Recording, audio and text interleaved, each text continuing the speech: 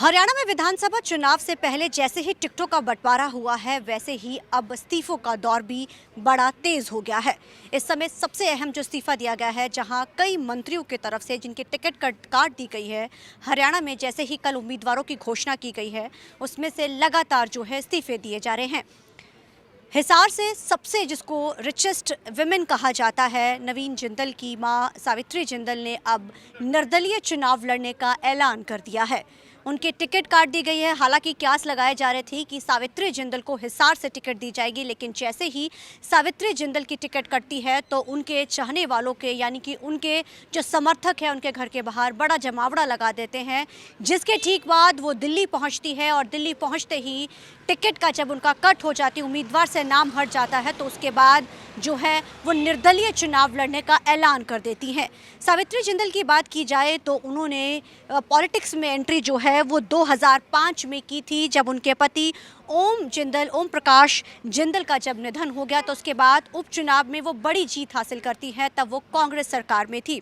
2 बार चुनाव वो लड़ी हैं और दोनों बार उनको केंद्रीय मंत्री रही हैं। उपचुनाव में भी उन्होंने जीत हासिल की थी और उसके बाद जब 5 साल बाद फिर से चुनाव होते हैं, उसमें भी वो बड़ी जीत हासिल करके मंत्री पद पर रहती हैं। अभी हाल ही में उनके बेटे नवीन जिंदल की तरफ से जो कुरुक्षेत्र में वो सांसद हैं, अब ऐसे में वो कुछ ही समय पहले उन्होंने अभी भाजपा ज्वाइन की थी। कहीं ना कहीं ये स्पेकुलेशन लगाई जा रही थी कि हिसार से उनको टिकट मिल सकती है, क्योंकि ये इनकी जद्दी सीट भी कही जाती है। और सबसे जो अहम बात है, इस सीट को लेकर लंबे समय से वो तैयारी भी कसे हुए थी कि जिस तरीके से उनके पुत्र जो नवीन जिंदल अब सांसद बन चुके हैं, एक बड़ी जीत उन्होंने भी हाल ही में जो है कुरुक्षेत्र में उन्होंने हासिल की थी। अब ऐसे में कहीं ना कहीं ये कहा जा रहा था कि सावित्री जिंदल को हिसार से भी विधानसभा चुनाव के लिए टिकट मिल सकती है।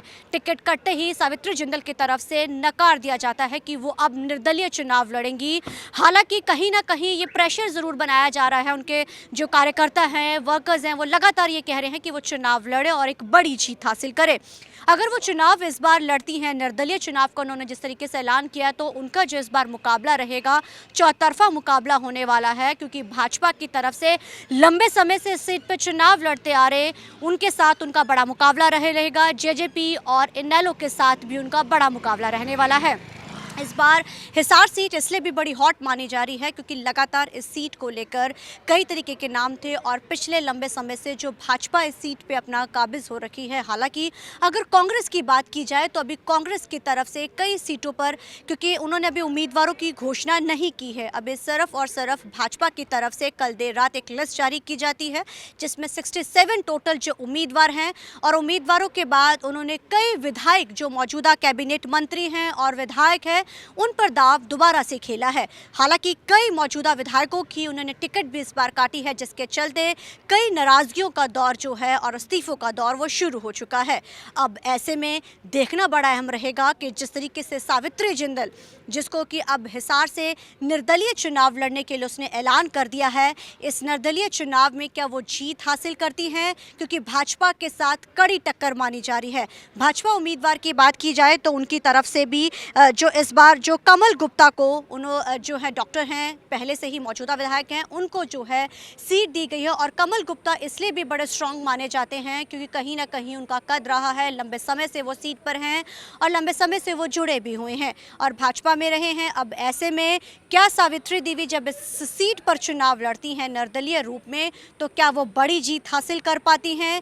क्या वो वाकई में, क्योंकि उनके जो पुत्र हैं वो अब ऐसे में सांसद है, वो भी भाजपा की तरफ से कुरुक्षेत्र से भारी जीत के साथ अभी हाल ही में लोकसभा चुनाव जीते हैं। अब देखना बड़ा अहम रहेगा कि हिसार जो हॉट सीट है, क्योंकि अभी कांग्रेस की तरफ से अपना उम्मीदवार उतारा जाएगा, क्योंकि अभी कांग्रेस ने अपने उम्मीदवारों की लिस्ट जारी नहीं की है।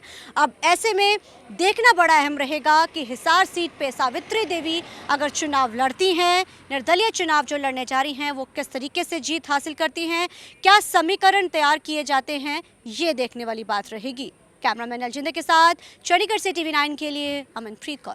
मैं क्योंकि देखिए, मैं हिसार शुरू से जिंदल साहब ने हिसार में चुनाव लड़ा और जिंदल साहब हिसार की सेवा करना चाहते थे, लेकिन 2005 में अचानक जो आप लोगों को मालूम है जो हादसा हो गया, जिंदल साहब हमें छोड़ के चले गए। उसके बाद हिसार की जनता ने मुझे बीच में ले आए अपने, और मैंने 10 साल उनकी सेवा की और उसके बाद 10 साल भी, मतलब 20 साल हो गए, समझिए 20 साल प्यार हो जाएंगे। मैं लगातार इनके बीच में हूँ, इनकी सेवा करती रहती हूँ, मुझे बहुत अच्छा लगता है क्योंकि हिसार मेरा परिवार है, शुरू से हम लोग हिसार में ही रहे हैं। तो अभी भी मैं एक सेवा करने का मौका और चाहती हूँ, मुझे एक सेवा करने का मौका मिले जिससे कि मैं अपने लोगों की सेवा कर सकूँ। और ये वैसे भी मेरा लास्ट चुनाव है, इस समय मैं अपने जो मेरे अधूरे काम है, जो बाकी रह गए कुछ भी, वो सारे मैं पूरा करके और अपने हिसार की जनता के सारे काम कर देना चाहती हूँ। सब करके मुझे भी, मतलब मैं भी छुट्टी लूँ और मेरी जनता जो है, मेरे बच्चे जो हैं, हिसार परिवार मेरा खुश हो जाए कि हाँ भाई उन्होंने आके हमारी सेवा की, हमारे काम किए। मैम, जिस पार्टी में अभी हाल ही में आए हैं उन्होंने अपनी टिकट अनाउंस कर दिया, अब आपका क्या फैसला है, क्योंकि आप चुनाव भी लास्ट चुनाव कह रहे हैं। देखिए, टिकट देने का फैसला जो होता है वो पार्टी का होता है और ऊपर से जिससे जो आज्ञा होती है वो उनको माननी पड़ती है। तो टिकट की कोई बात नहीं है, मुझे मेरी हिसार की जनता जैसे कहेगी मैं वैसे करने को तैयार हूँ। तो यानी कि आप चुनाव मैदान में उतरेंगे? चुनाव मैदान में उतरूंगी, लेकिन अभी कोई डिसाइड नहीं किया कि किस तरह से और कैसे। लेकिन चुनाव जरूर लड़ेंगे आप? जो हिसार मेरा परिवार है वो तो यही कह रहा है चुनाव लड़ना है, तो उनकी बात को तो मुझे मानना ही पड़ेगा, तो उनको मैं ना नहीं कर सकती। सारे आपने देखा ही होगा, सारे मेरे साथ रहते हैं बहुत, तो जब वो मुझे इतना मान देते हैं तो मुझे भी तो उनको मान देना चाहिए। तो मैं उनकी बात का मान रखते हुए और चुनाव जरूर लड़ूंगी। नवीन जी से कोई इस बारे में बातचीत हुई आपकी कि चुनाव लड़ने की? नहीं, ऐसी देखिए परिवार के बीच में घर में बात तो होती है, ये ऐसी कोई बात नहीं हुई। सबको मालूम है कि मैं अगर एक बार हाँ कर लूँ तो मैं छोड़ती नहीं हूँ। तो मैंने जब ये किया कि मेरे सारे परिवार जो कहेगा मैं वही करूँगी। किसी पार्टी से लड़ेंगे या निर्दलीय लड़ेंगे? अब इसके बारे में कोई फैसला नहीं कांग्रेस से किया कोई गया ऑफर है, है? ऐसी कोई बात नहीं है। जैसे भी कुछ बात होगी वो सब आपके सामने आई जाएगी।